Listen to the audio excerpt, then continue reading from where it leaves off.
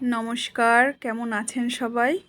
আজকে আমি যে ব্লগটা শেয়ার করছি সেটা হচ্ছে আমার মেয়ের বার্থডের কিছু ছোট ছোট ক্লিপ আমি রেখেছিলাম, সেটা আপনাদের সঙ্গে শেয়ার করছি। তো সকালে উঠেই আমার হাজব্যান্ড প্রথমেই আমি স্নান সেরে পুজো সেরে চলে আসলাম রান্নাঘরে, কারণ অনেক রান্না। তাই সকালে হাজব্যান্ডের অফিস আছে, মেয়ের কলেজ আছে, তাই হাজব্যান্ড সকালে উঠে প্রথমেই তরকারিগুলো আমার কেটে দিচ্ছিল। তা তরকারির মধ্যে সব ভাজা, তো আমি একে একে সব তরকারিগুলো করে নিলাম। তো এদিকে ভাজা হচ্ছে, এদিকে চাটনিটা আগে বসিয়ে দিয়েছি, আমের চাটনি করছি। এক এক করে সব ভাজাগুলো করে নিলাম। ভাজার মধ্যে আমি করেছিলাম আলু ভাজা, কাঁকরোল ভাজা, বেগুন ভাজা, পটল ভাজা আর মাছ ভাজা। এদিকে আমি দুধের এগুলো আগেই সকালে ঘুম থেকে উঠে ফ্রিজ থেকে বের করে রেখেছিলাম। তো এবার আমি পায়েসটাও বসিয়ে দেব। এই পায়েস আর ভাজাতে একটু সময় চলে যায়, তো সেই জন্য এটা এখানে দাঁড়িয়েই করতে হয়, না হলে কোনো অসুবিধা হতে পারে, একটা শুভ কাজ।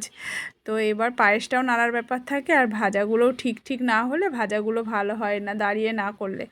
তো ওর জন্য ভেবেছি যে আগে ভাজা আর পায়েসটা রেডি করে নেব, তারপর অন্য তরকারি যখন বসাবো তখন এদিক ওদিক করতে পারবো।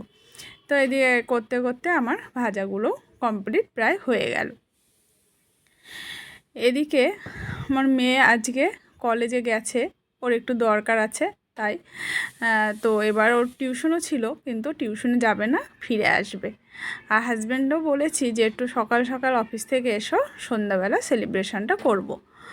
তো এবার পায়েসটা বসিয়ে দিয়েছি। তো পায়েসটা সিমে আছে হচ্ছে, ততক্ষণে আমি নারকেলটা কুড়ে নিলাম, কেননা নারকেলের দুধটা দিয়ে চিংড়ি মাছের মালাইকারি করব। আর চিংড়ি মাছের এই মালাইকারিতে তো একদমই আমি জল দেব না, পুরো এই দুধটা দিয়েই করব। অল্প একটু মাছ, আমরা তিনজনই, আমরা সেরকম মানে কাউকে সেরকম বলিনি, ঘরোয়াভাবেই করছি। আর এই প্রত্যেক বছর ওর ঘরোয়াভাবেই করা হয়। এদিকে বলতে বলতে মেয়ে ছবি পাঠিয়ে দিল, মা আমার কলেজে বন্ধুরা আমার জন্য সেলিব্রেশন করেছে। আমার শুনে খুব ভালো লাগলো, ওরও খুব আনন্দ হয়েছে। বাড়ি এসে ও জামা কাপড় ছেড়ে স্নান করে এবার ওর বাবাও অফিস থেকে ফিরে গেছে, তো সেই এখন হচ্ছে ওর বাবা আশীর্বাদ করছে মেয়েকে। তো প্রথমে বাবা আশীর্বাদ করে নিল, তারপর আমিও করলাম। তো আমার ক্লিপটা আর তোলা হয়, মানে হাজব্যান্ড তুলেছে, আমার নেওয়া হয়নি। যাই হোক, দুজনে আশীর্বাদ করে নিলাম প্রথমে। আমার মেয়ে এই দিনটার জন্য খুব অপেক্ষায় থাকে, এবং আমরাও খুব অপেক্ষায় থাকি যে আমার মেয়ের জন্মদিনটা এই ছোটোবেলা থেকে একদম প্রত্যেক বছর করা হয়, ছোটোখাটো যেভাবেই হোক করি। আর এটা খুব আনন্দ পায়, আর আমাদেরও জন্য এই দিনটার জন্য অপেক্ষা করি। তা কেক কাটিং হয়ে গেল, এবার গুরুজনদের আশীর্বাদ নিয়ে ও এবার কেক কাটছে। Happy birthday to you. তো কেক কাটার পর্ব শেষ হলো, এবার একে অপরকে কেক খাওয়ানো চললো। এবার কি রান্না করেছি চলুন মেয়েকে খেতে দেব। শশা করেছিলাম, স্যালাডে ছিল শশা, আর এদিকে ছিল আলু ভাজা, বেগুন ভাজা, কাঁকরোল ভাজা, মিষ্টি কুমড়ো ভাজা, পটল ভাজা, কাতলা মাছের পেটি ভাজা, সাদা ভাত, বাসন্তী পোলাও, পাবদা মাছের সর্ষে পোস্ত, ইলিশ মাছের সর্ষে, এদিকে ছিল কাতলা কালিয়া, চিংড়ি মাছের মালাইকারি, মটন কষা, গুড়ের পায়েস, আমের চাটনি ফ্রুটস দিয়ে, মিষ্টি দই, রসগোল্লা, আর 7 রকমের মিষ্টি ছিল।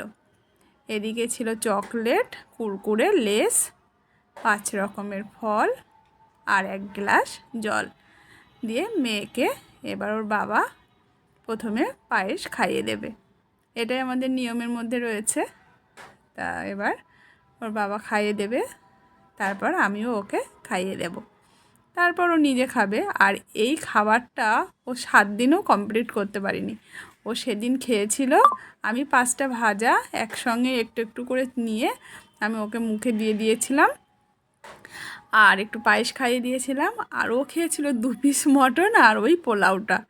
হয়ে গেল ওর খাওয়া। এবার সে অনেক দিন ফ্রিজে সব কিছু থাকলো, কিন্তু নিয়ম রক্ষা সব কিছু করতে হবে, ভালো লাগে দেখতে, এটাই যাই হোক, এবার ওই বেলুনগুলো, মেটালিক বেলুনগুলো আজও পর্যন্ত এখনও ফাটেনি, সব ঘরে রয়েছে। এবার আমরা একটু ছবি তুললাম। এবার আমার প্রতিবেশীদের একটু মিষ্টি, পায়েস, কেক সবাইকে একটু দিয়ে আমাদের বার্থডেটা সম্পূর্ণ করলাম। তো ব্লগটা আপনাদের কেমন লাগলো অবশ্যই জানাবেন। ভালো লাগলে একটা লাইক করে দেবেন। সবাই সুস্থ থাকবেন, সাবধানে থাকবেন। আসছে বছর আবার হবে। বা